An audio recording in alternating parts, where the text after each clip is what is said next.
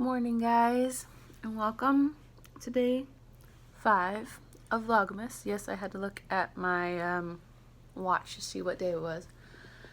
So I slept in the spare room last night, and so that way I would get sleep because Jared was out with his friends. They took him out to eat as for a belated birthday present, and so I slept in the spare room, and I got an okay amount of sleep, but I had like cramps all last night. That said, I am still sniffly, as you can tell. I actually have to sneeze. I don't have as much as a sinus headache, I don't think, but I've also like been on pain reliever like all day and all night. I do still feel sinus pressure in my ears, but I feel like my pain has moved from my head to my stomach area and back. And I feel so drowsy. I've had a little bit of coffee just now. I'm like trying to be able to go to work today. Luckily, I have a later shift. My fear is just that I will exhaust myself at work doing like whatever, and that I won't be able to work tomorrow, because I would like to work tomorrow. So we will see what I end up doing. I'm gonna wait a little longer. No one's tried to pick up my shift yet, unfortunately, from me posting it last night. So we will see. I believe it's easier for them to do without a halt closer than it is for them to do without a poolside opener. So that's like another reason why I want to come in on Friday. That, and like I mentioned yesterday, I think those shifts are typically easier. So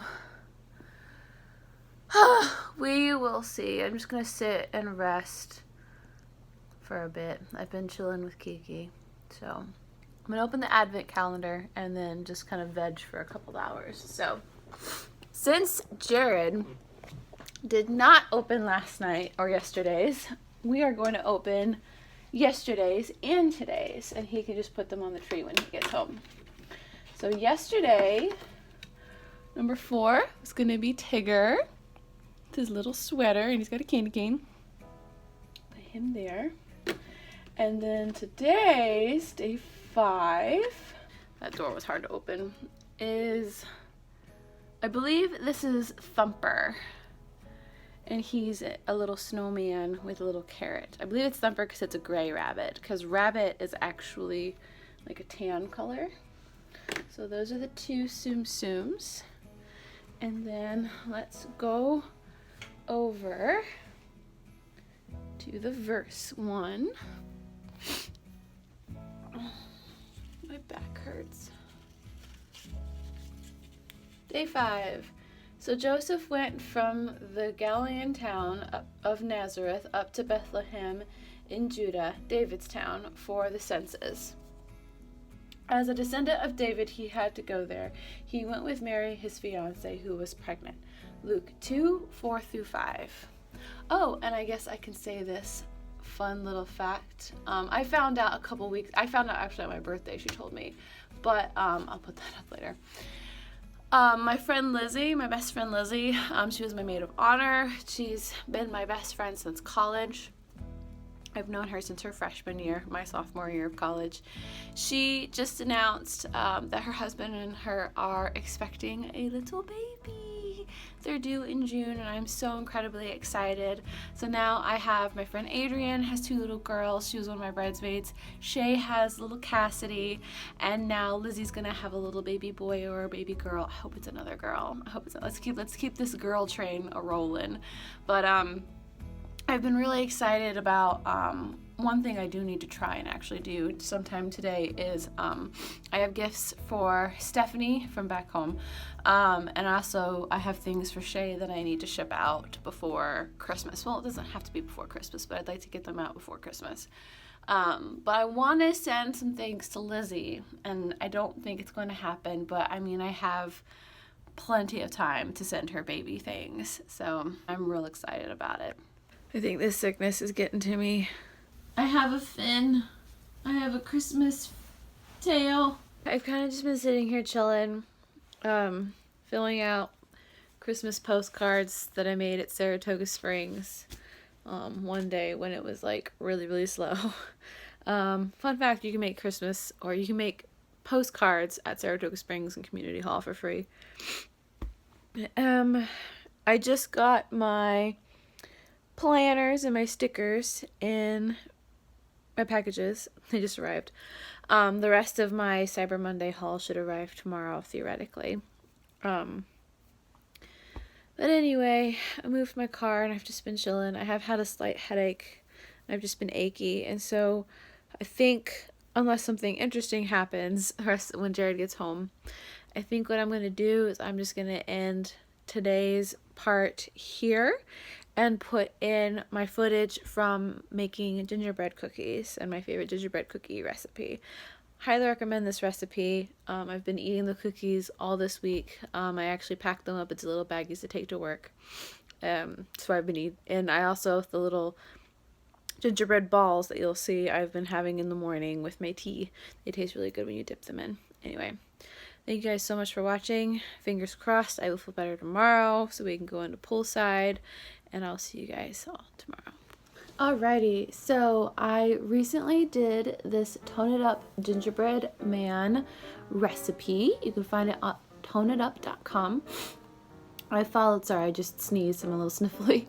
I followed all of this here. I did, instead of quote-unquote molasses, I used 100% syrup, maple syrup. And instead of almond meal, I just used regular flour. But other than that, everything else... Oh, I didn't have individual ground cloves.